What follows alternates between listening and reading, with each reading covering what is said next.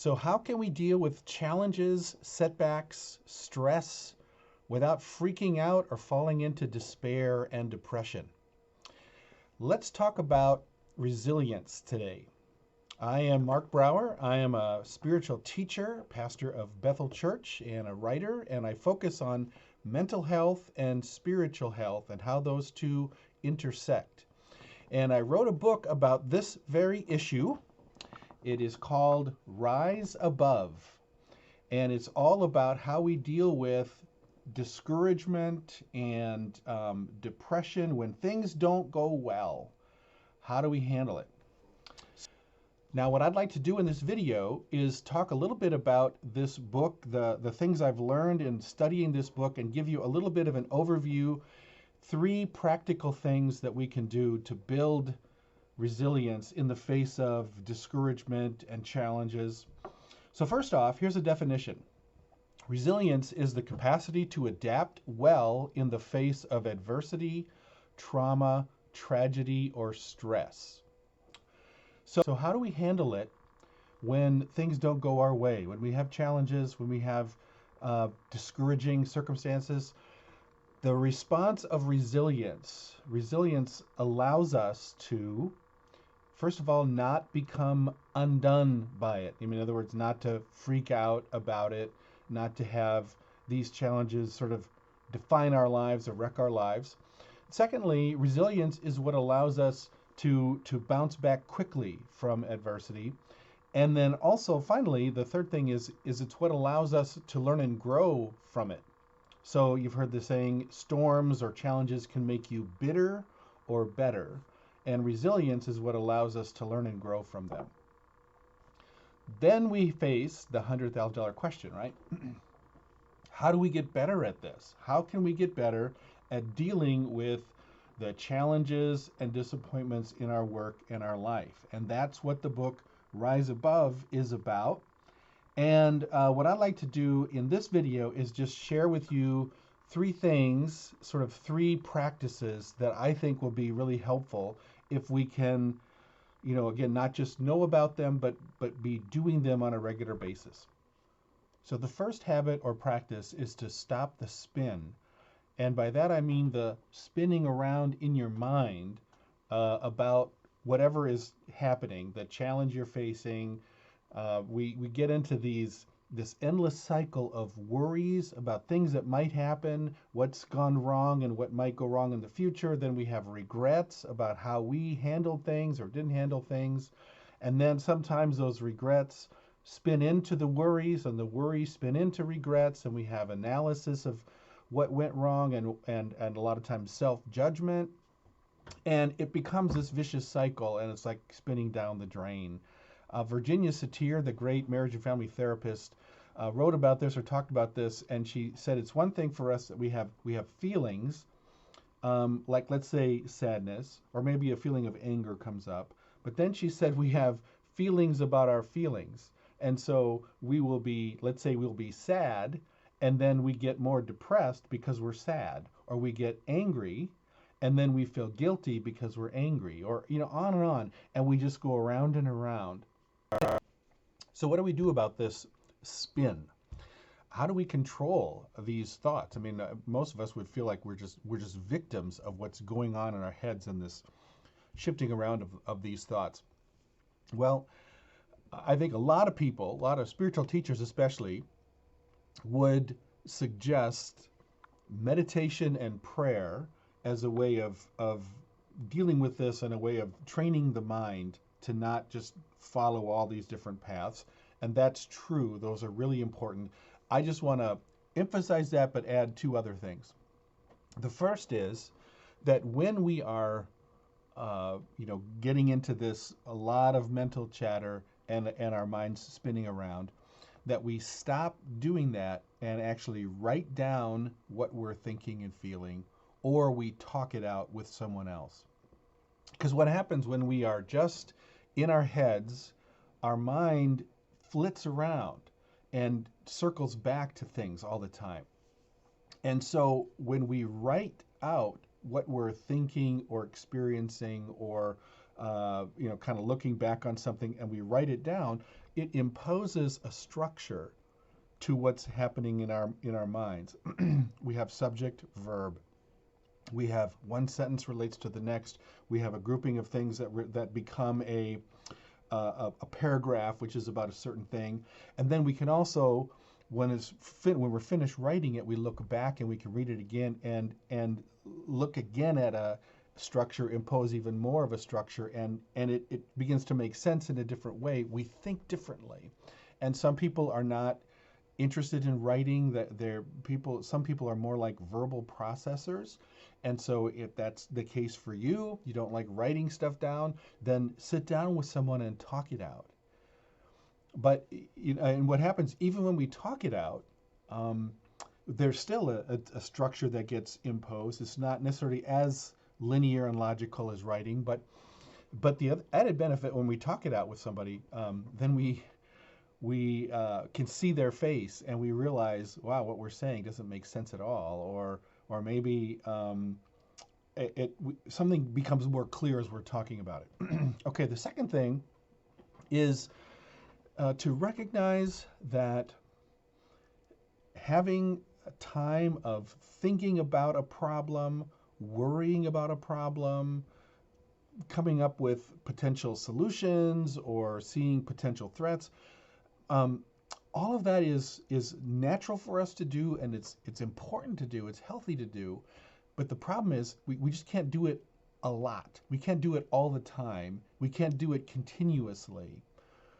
So what I strongly suggest people do, I do coaching with leaders, and in my role as a pastor, I'm working with people that have various stressful things happening in their lives. And this is what I'll say: look, it's okay to worry, but schedule your worry time.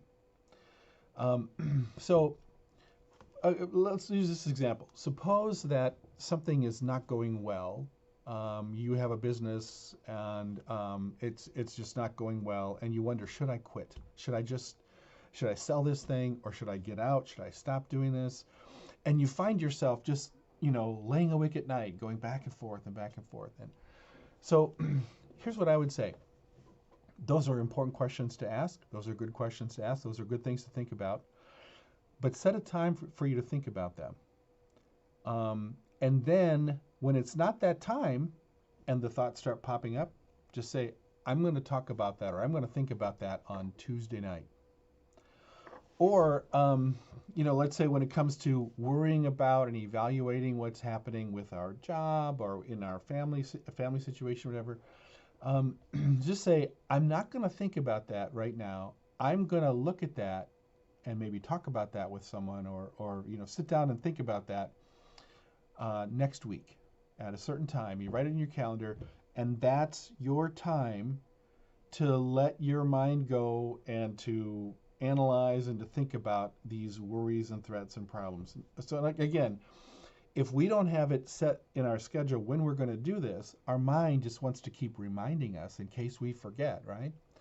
So schedule a time to analyze, to worry, to stress, to face the negatives. And then when it's not that time, you can just let your mind be at peace and say, no, I'm not going to talk about that or think about that right now. I'm going to deal with it at such and such a time. The second habit or practice is to let go. Let go of the things that you can't control anyway. So many of the things that bother us, so many of the things that we worry about, that keep us awake at night, that rob us of our joy and peace, are things that ultimately aren't ours to control anyway. We might have some influence on it, but instead we just focus so much on the outcome and we worry about things that we don't have the power to deal with anyway.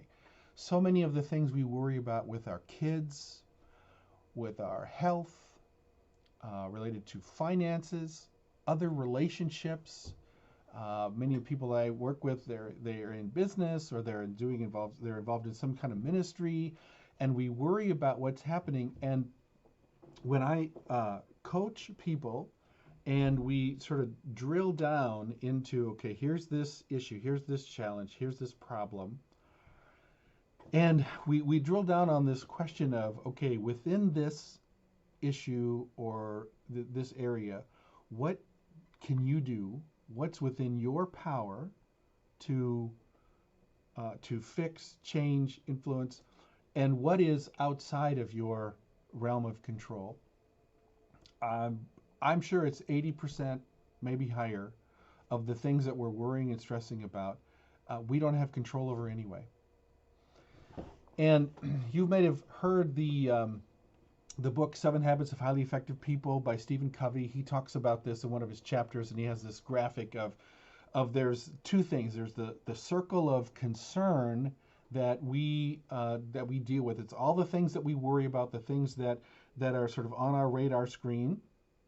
And he says within that there's a smaller circle, which he calls the circle of influence, and that is the things that we can actually do something about. And his point in that book was that the more we can focus on our circle of influence and less about these things outside of it, the more we can grow that circle of influence. And that's really true. And of course, then the huge question is to get clarity about what is my part? What is my responsibility? What is it that I can do, that I can control in this? And what is outside of my ability to control? So therefore, what is it that I need to focus on? And what is it I need to let go of? And I find that most people, when you ask that question, when we stop, to sit back and look at things, we can be pretty clear pretty quickly about that distinction. And if we maintain that distinction, life gets a lot easier. Okay, the third practice is to reach out. Get help if you need it, but if nothing else, just get out of isolation. Now, we can be isolated even if we're in environments where there's a lot of people around. It's just, are we connecting with other people? Are we letting other people know what's happening in our lives, in our inner life? Are we able to share honestly with other people about the ups and downs of our lives? When we go through a hard time, some sort of challenge, one of the first things we lose is a sense of perspective. Everything seems so dark. Our contribution seems completely minimal. I don't know how I'm going to get over this. All of these things. And so often when we are able to get together with somebody, it doesn't need to be a professional person, a counselor or whatever. It can be just a friend who will listen, someone who has a certain amount of, credibility and a certain amount of wisdom. We get together with that person and they will oftentimes help us see that there's parts of this that we're missing, or we're maybe engaging in, catastrophizing or whatever. But what helps us in these encounters is it just gives us a different sense of perspective. So think in terms of 2x, two people that you can connect with each week, so that you have some sort of meaningful connection a couple of times a week, where you're talking not just about the weather and whatever your sports team is, but just what's happening in your life. So to summarize, once again, here's the 3. To build resilience: stop the spin, let go, and reach out. I talk about these at some length in the book, as well as other things, and I want to invite you to take a look at this book. You can buy it on Amazon for 99 cents, the Kindle version. If that is too much for you, if you have a hard time coming up with 99 cents, I would like to get you a digital copy for free. You can go to the website. This is a shortened link, and that will take you to a place you can sign up and get the book. I hope you do that. And I hope that we can stay in touch and just grow together. Thanks.